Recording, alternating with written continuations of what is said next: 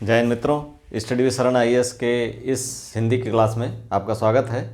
हिंदी साहित्य लेने वाले विद्यार्थी जो एमए कर रहे हैं, बीए कर रहे हैं या सिविल सर्विसेज का एग्ज़ाम दे रहे हैं, उनमें एक क्वेश्चन कॉमनली आता है और हमारे दैनिक जीवन में भी इसकी बहुत ज़रूरत आज आ पड़ी है। वो टॉपिक है देवनागरी लिपि का कंप्यूटरीकरण। हम जानते हैं कि भाषा, ये युग जो आ गया है कंप्यूटर का युग है। किसका युग है? कंप्यूटर का युग है। हर काम कंप्यूटर से, मोबाइल में अब सारी टाइपिंग, आप हिंदी में सारे मैसेजेस, सारी क्रियाकलाप जो आप इंग्लिश में करते थे वो हिंदी में करने लगे हैं। कंप्यूटर में सारे काम आप जैसे अंग्रेजी में करते थे वैसे ज़रूरत कभी कभी पड़ जाती है कि हम सारे प्रोसेस हिंदी में भी करें। लेकिन हम जानते हैं कि अंग्रेजी और हिंदी में कंप्यूटर पे काम करना डिफरेंट है, हेक्टिक होता है। अगर हम हिंदी में काम करते हैं हमारे दिमाग पर ज़्यादा प्रेशर पड़ता है, हमें ज़्यादा एफर्ट लगाना पड़ता है, चाहे कंप्यूटर पर काम करना हिंदी में लिखना हो, चाहे आपके मोबाइल से मैसेज करना हो या और कुछ लिखना हो। अंग्रेजी में लिखना बहुत आसान है क्योंकि वहाँ मात्राएं नहीं होती हैं। पहली बात, वहाँ पर आपको खड़ी पाई नहीं, सिरोरेखा नहीं लगानी है। मात्राएं कभी ऊपर लगाई, कभी नीचे लगाई, ढेर सारी बिंदियाँ हैं, कभी अनुसार है, कभी अनुनासिक है, विसर्ग है, कोलन है, फुल स्टॉप मान लिया, चलिए एक पाई है, कोई दिक्कत नहीं है। लेकिन जिसे कोलन लगाना हो, कॉमा लगाना हो, अनुसार, अनुनासिक, तमाम सारे अलग अलग बिंदु हैं, री की मात्रा हो, पंचमाक्षर हो, इतने सारी चीज़ें हैं हमारे यहाँ हिंदी में। तो हमारे लिए बहुत ही मुश्किल हो जाता है। हम ढूंढते रहते हैं कि हम अगर पंचमाक्षर में कोई लिखना हो, अंगा लिखना हो, इयाँ लिखना हो तो कैसे लिखेंगे, या अनुसार है, अनुनासिक है, कैसे लिखना है, हंस लिखना है, हंसना लिखना है, दोनों में अंतर है, तो दोनों को कैसे मैनेज करेंगे। तो बहुत सारी समस्याएं इसमें हिंदी में आने लगती हैं। अगर कोई भाषा है, भाषा युग के साथ कदम मिलाकर के तभी चल पाएगी जब वो अपने आप को परिवर्तनशील रखे, सरलीकरण के या विविधीकरण के या परिवर्तनशीलता के उस दौर को अपने युग के हिसाब से आत्मसात करे। सही है। और उसकी लिपि को भी उसके साथ कदम ताल मिलाना पड़ेगा। और आज का युग कौन सा है? कंप्यूटरीकरण का युग है।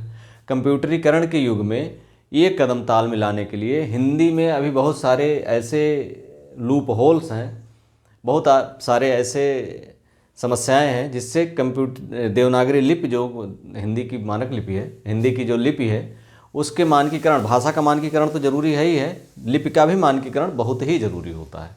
अगर लिपि का मानकीकरण नहीं है तो फिर आप भाषा कैसे लिखेंगे। इसी तरह से अगर भाषा मानकीकृत नहीं है तो भाषा कहाँ रह जाएगी, समस्या वो लोकल लैंग्वेज हो जाएगी। तो दोनों के मानकीकरण के लिए ज़रूरी है कि हम विश्व के या जो इसमें युग है, कंप्यूटर का युग है, उस कंप्यूटर के साथ कदम ताल मिलाकर चल पाएँ। अब यहाँ देखते हैं कंप्यूटर में जैसे आपको कहाँ कहाँ समस्याएं आती, जैसे है क्या है, टंकण के स्तर पर कहाँ कहाँ काम होता है, टंकण के स्तर पर।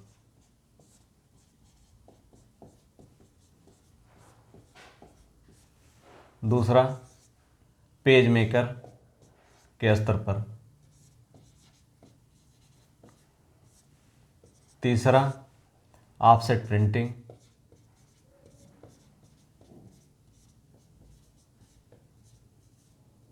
ये हम जो आधुनिक, और चौथा इंटरनेट। यहाँ हम हिंदी के स्तर पर हम जो है यहाँ पर बहुत सारी चीज़ें हमें सुधार करने की ज़रूरत है। जैसे टंकण के स्तर पर हम देखते हैं इलेक्ट्रॉनिक टंकण। क्या है? इलेक्ट्रॉनिक टंकण। ठीक। इसके अलावा कंप्यूटर टाइपिंग, कंप्यूटर टाइपिंग हो गई। इसमें बहुत सारे, अभी हम आगे बताएंगे कि इस टंकण का जो रूप था वो चेंज हुआ है, कंप्यूटर टाइपिंग आ गई है, इंग्लिश में भी हिंदी में भी इलेक्ट्रॉनिक टंकण आ गया है। तो यहाँ पर भी हिंदी के लिए आपको अधिक एफर्ट करने पड़ते हैं। आपकी जो गति सीमा होती है हिंदी में जाकर कम हो जाती है, जबकि वहाँ पर आकर के तेज होती है। यहाँ पर ढेर सारे 400 से अधिक आपको चिन्ह याद रखने होते हैं, चिन्ह हिंदी में, जबकि इंग्लिश में वो चीज़ें नहीं हैं। वहाँ पर आप आसानी से खटखट करते चले जाइए। पेज मेकर, तो यहाँ बड़े बड़े होर्डिंग बैनर अगर बनाने होते तो यहाँ पर हम ये बनाते हैं।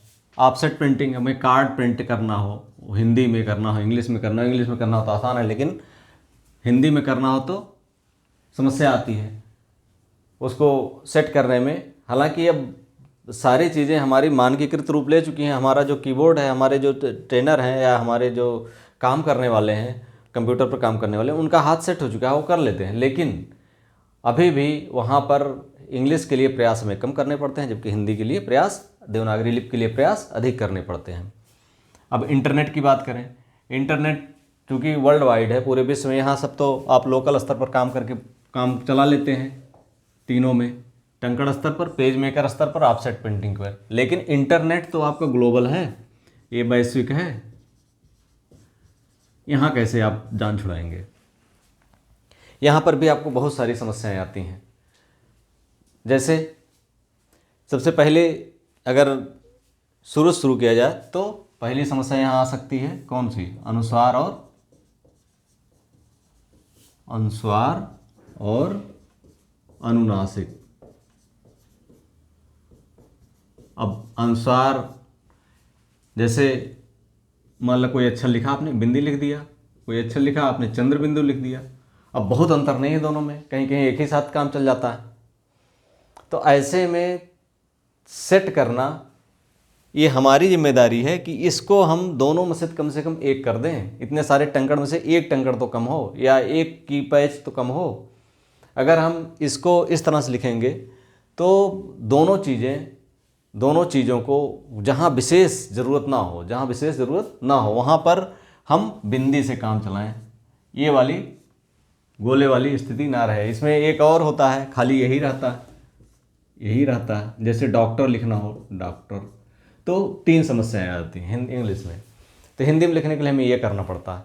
तो वो सारी समस्याएं के लिए हम केवल एक बिंदी से काम चलाएं।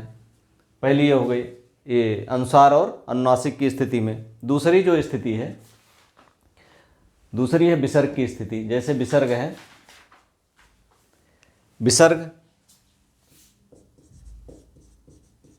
विसर्ग में कैसे है? जैसे दुख लिखना हो, दुख, तो ये दुख है हो गया। अब यहाँ कई समस्याएं ये आती हैं, जैसे दुख आपने लिखा, सिरोरेखा टूट गई बीच की, अब 2 अक्षर हो गए, बीच में विसर्ग लग गया। जैसे मान लिया कोई लाइन के लिखते यहाँ लाइन ख़त्म होने वाली है, यहीं पर दू आ गया प्रिंटिंग में, यहाँ बिंदु आ गया मान लिया, लेकिन खा कहाँ आएगा? अगली लाइन में खा यहाँ आ गया। अब ये बड़ी खराब स्थिति होती है, दुख इस तरह से लिखा जाएगा। तो ये एक कह सकते हैं कि छोटी समस्या है, बड़ी छोटी समस्या है, लेकिन छोटी समस्या होते हुए भी बहुत बड़ी है, क्योंकि इस तरह की स्थिति में आपको पढ़ने में समस्या होगी। और दूसरी चीज़, ये जो लिखा रहेगा इसको कोलन में बहुत फर्क नहीं होता, इसको कोलन भी समझा जा सकता है। छोटे छोटे लिखे रहते हैं, छोटे प्रिंट में आप कोलन समझ सकते हैं। तो इस समस्या का निजात पाना बहुत ज़रूरी है। ये दूसरी हो गई विसर्ग की समस्या। तीसरी समस्या है व्यंजन के स्तर पर। जैसे व्यंजन के स्तर पर, इसमें एक समस्या मात्रा की समस्या होती है। जैसे री की मात्रा है, तो री की मात्रा आपको लगानी हो, मान लिया क्री लिखना हो,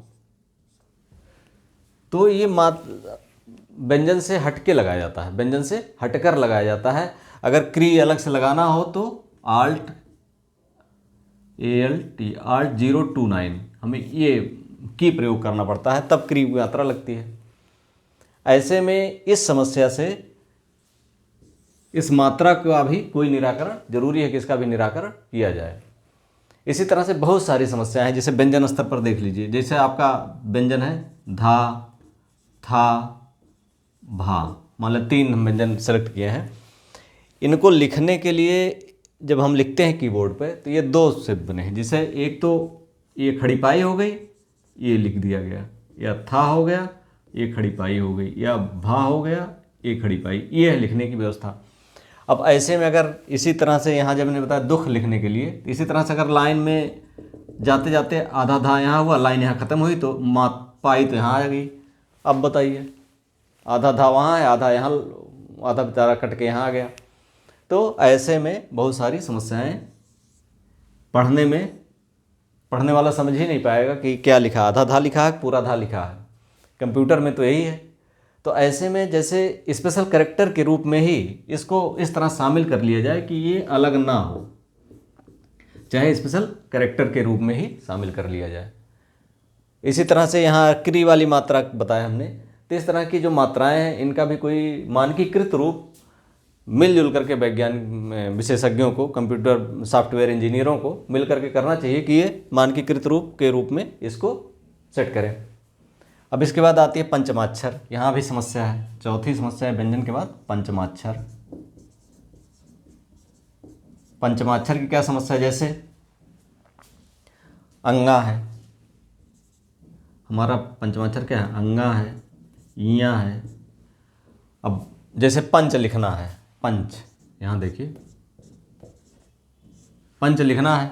अब इसको लिखने के लिए हम आल्ट या इस मात्रा को बनाने के लिए आल्ट 0179 लिखेंगे, ठीक। पंच लिखने के लिए 180 लिखेंगे। इया लिखने के लिए समय इया लिखना हो तो आल्ट 0180 लिखेंगे।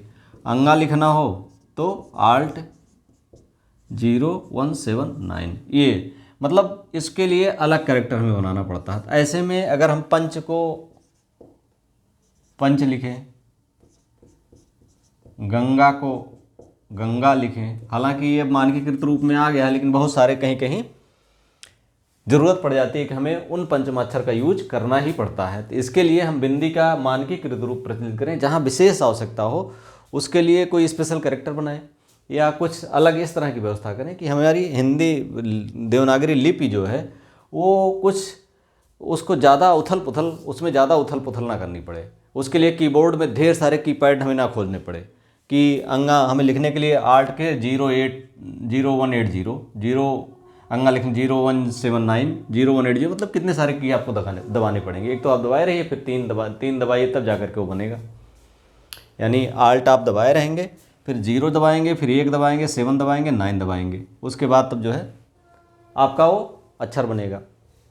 तो ऐसे में कंप्यूटर जो सॉफ्टवेयर इंजीनियर हैं, या इस तरह से हमारा देश ही सॉफ्टवेयर पूरे विश्व को सप्लाई करता सॉफ्टवेयर इंजीनियर्स, हमारे देश के सॉफ्टवेयर इंजीनियर विद्वान विषय हर देशों में फैले हुए हैं, हर देश में अपनी सेवाएं दे रहे हैं और शीर्ष पोस्ट पर हैं।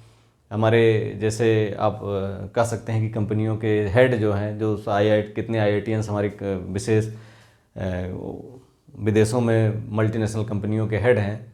तो ऐसे में इन लोगों का ये दायित्व बनता है, इन सॉफ्टवेयर इंजीनियर्स का या वैज्ञानिकों का ये दायित्व बनता है कि ये हिंदी को भी महत्व दें, क्योंकि अंग्रेजी में ही उनका काम चल जाता है। तो उन्हें क्या ज़रूरत है हिंदी पर ध्यान देने की?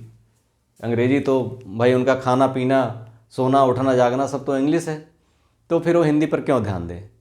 लेकिन उनको अपने मुड़ करके अपने मूल नेटिव प्लेस को देखना चाहिए, अगर वो उनको विजिट करना चाहिए यहाँ पर, और यहाँ की समस्याओं से भी रूबरू होना चाहिए कि हमारे हिंदी में मानकीकृत में, ताकि हमारी भाषा भी और अगर भाषा पूरे विश्व के साथ कदम ताल मिला सके। अगर हमारी भाषा कदम ताल मिलाती है तो देश को कदम ताल मिलाने के लिए हमारे बेसिक लेवल से लेकर के ऊपर तक सबको कदम ताल मिलाना पड़ेगा, तभी हम उसके विश्व के साथ विकास की दौड़ में या सारे संसाधनों में अग्रणी होने की दौर में, ग्लोबल वार्मिंग के दौर में हर दृष्टि से हर जगह पर हम अपना परचम लहरा पाएंगे। हालांकि बहुत सारी जगहों पर हमने अपनी झंडे गाड़े हैं, लेकिन कहीं कहीं जो लूप होल हैं इसको हमें भरना पड़ेगा। हम भले ही हमारी भाषा आज साधन संपन्न है, लेकिन उस साधन को भी संपन्न करना पड़ेगा जो साधन हमारी भाषा को संपन्न बनाता है। हमारी भाषा साधन संपन्न है, आप समझिए इस बात को। हमारी भाषा साधन संपन्न है, लेकिन उस साधन को भी अब संपन्न बनाने की ज़रूरत है जिससे हमारी भाषा संपन्न होती है। तो वीडियो अच्छा लगा तो like, subscribe and share. Thank you for watching.